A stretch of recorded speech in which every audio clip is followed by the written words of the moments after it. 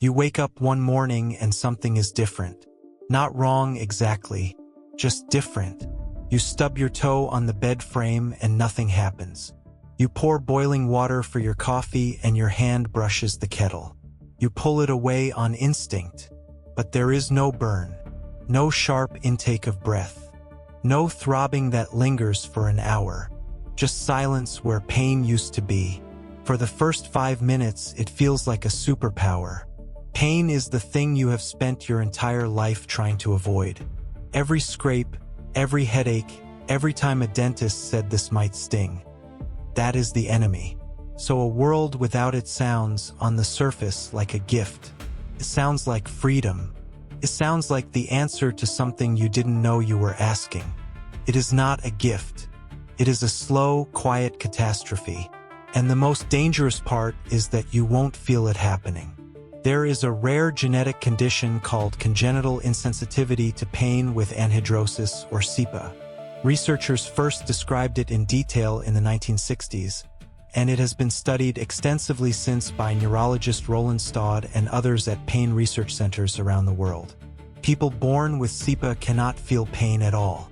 Not a paper cut, not a broken bone, not appendicitis.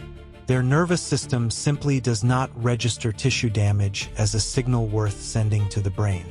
And what their lives look like, what happens to a human body when pain is removed, is one of the most clarifying case studies in all of medicine. Children with CIPA bite through their own tongues before anyone realizes what is happening. They fracture bones during normal play and keep walking on them for days because nothing tells them to stop. They develop severe joint deformities, not because their joints are weaker, but because they never receive the feedback signal to shift their weight, to rest, to protect a damaged area. Physician and Louise Oaklander at Harvard Medical School has studied these patients and described their condition not as freedom from suffering, but as one of the most dangerous sensory deficits a human being can have. The average life expectancy for someone with CIPA is significantly reduced. Not because the world becomes more dangerous, because their body loses the ability to talk to them.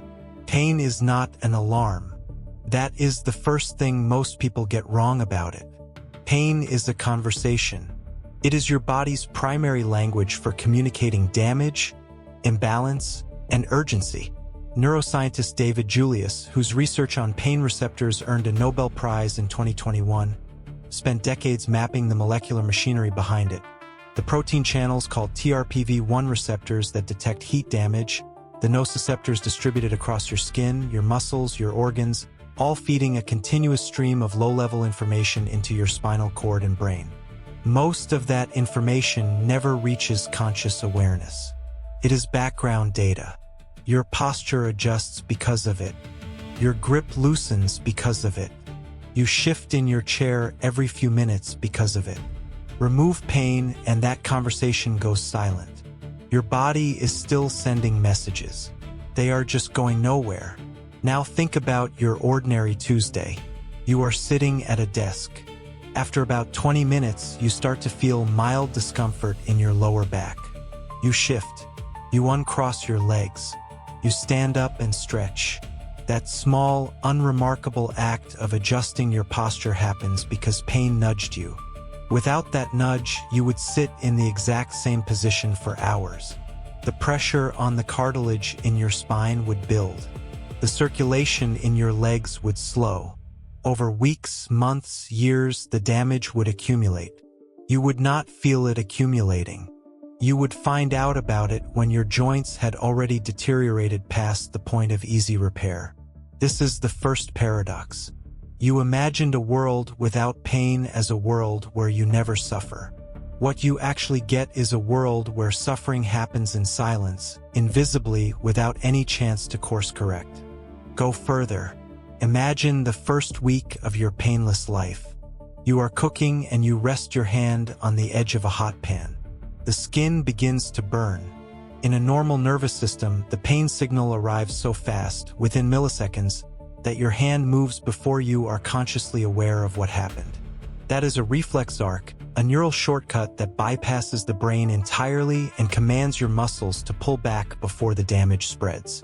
Without pain, there is no reflex. Your hand stays on the pan until you notice it visually, or until someone else pulls it away.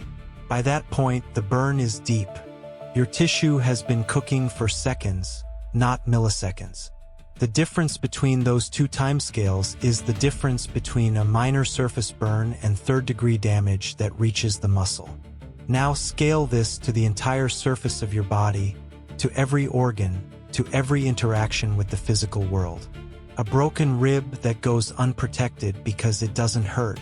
A stomach ulcer that perforates because you never felt the warning cramps.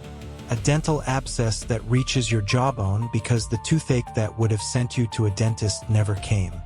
Physician and author Atul Gawande has written about the architecture of medical warning signs, the way that pain functions as an early detection system that, when working correctly, catches small problems before they become catastrophic ones. Strip that system out and you are not living more freely. You are flying an aircraft with no instrument panel. But here is the counterintuitive truth. The thing most people assume would improve your mental well-being actually deteriorates faster than your body does. Pain and the emotional architecture of the human mind are not separate systems. They are built from the same neural substrate. The anterior cingulate cortex, the part of your brain that processes the emotional component of pain, the suffering, not just the sensation, is the same region involved in empathy, in social bonding, in the feeling of being excluded or rejected. Neuroscientist Naomi Eisenberger at UCLA has shown in her research on social pain that physical pain and emotional pain activate identical brain regions. They are not metaphors for each other. They are the same thing processed by the same tissue. When you stub your toe and cry not because of the sensation but because of the shock of it, the frustration, the vulnerability, that is the same neural event as the ache of loneliness or the grief of loss. Remove physical pain, and you do not remove the emotional system it is embedded in. But you do alter it in ways that are hard to predict. People with CIPA do not become emotionally numb. But studies suggest they experience a flattening of emotional reactivity, a reduced ability to read urgency in their environment, a dampened sense of stakes. When nothing your body experiences registers as dangerous, the world stops feeling urgent. And a world that does not feel urgent is a world you cannot fully respond to. Think about motivation. A significant portion of human daily behavior is driven by the avoidance of mild physical discomfort. You eat because hunger is uncomfortable. You sleep because fatigue is uncomfortable. You seek warmth because cold is painful at its extremes. Strip out that motivational framework and the scaffolding of basic self-maintenance begins to collapse. You are no longer hungry in any way that compels action. You are no longer tired in any way that forces rest. The biological nudges that keep you inside the narrow band of conditions compatible with life go silent, one by one. The philosopher Daniel Dennett once described pain as the thing that makes the future matter to you. Because pain is possible, you act now to prevent it. Because damage is something you can feel, you have a stake in the integrity of your body. Remove pain, and the future becomes abstract in a way that is profoundly difficult to compensate for through reasoning alone. You can know intellectually that you should not put your hand on the stove. But knowledge without feeling is an extremely fragile motivational system. Humans have never been wired to act on abstract information alone. They have always been wired to act on sensation. This is what makes painlessness a quiet cognitive catastrophe as much as a physical one. You lose the body's oldest teaching mechanism. Every burn you ever touched as a child was a data point that rewired your behavior permanently, instantly, with a force no amount of verbal instruction could match. A child told not to touch a hot stove will touch it anyway. A child who touches it once will never touch it again. That irreversible learning is pain. It is the original teacher. Remove it, and the body becomes a student who can be told anything but remembers nothing. You press your hand to the kettle this morning and nothing happens.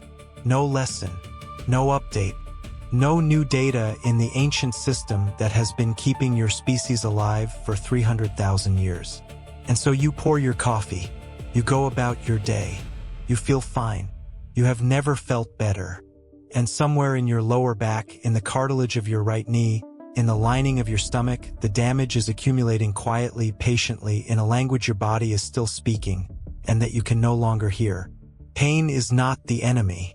Pain is the most sophisticated early warning system ever built.